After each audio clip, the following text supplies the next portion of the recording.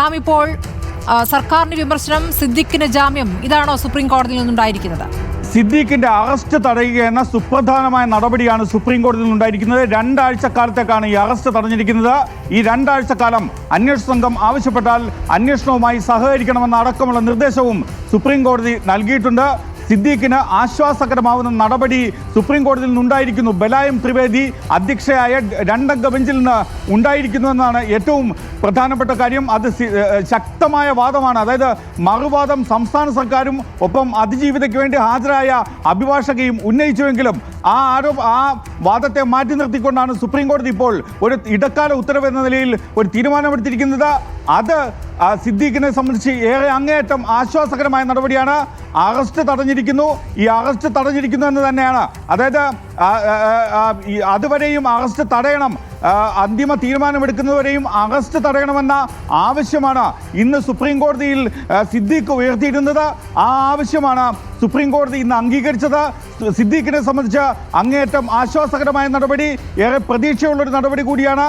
മാത്രമല്ല സുപ്രീം കോടതി ഇത്തരമൊരു തീരുമാനത്തിലേക്ക്, ഇടക്കാല ഉത്തരവിലേക്ക് എത്താൻ, അറസ്റ്റ് തടയുന്ന നടപടിയിലേക്ക് എത്താനുള്ള ഏറ്റവും പ്രധാനപ്പെട്ട കാരണം എന്നത് ഈ പരാതി നൽകാൻ വൈകി എന്നുള്ള കാരണമാണ്.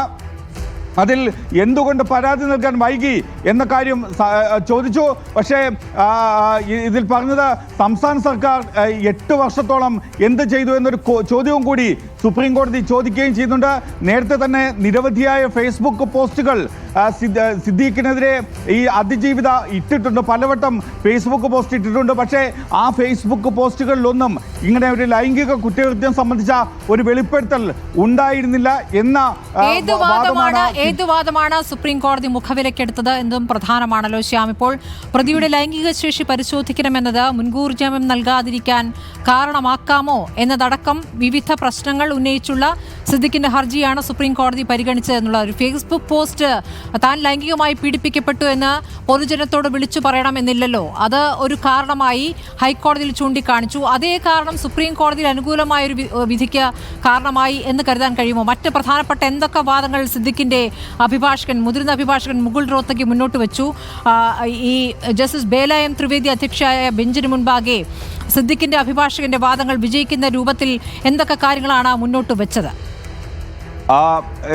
സിദ്ദീഖിന് വേണ്ടി ഹാജരായ മുതിർന്ന അഭിഭാഷകൻ മുകുൾ റോത്തഗി ഉന്നയിച്ച ഏറ്റവും സുപ്രധാനമായ വാദം, ഈ പരാതി നൽകാനുള്ള കാലതാമസമാണ് പ്രധാനമായ വാദമായി ഉന്നയിച്ചത്.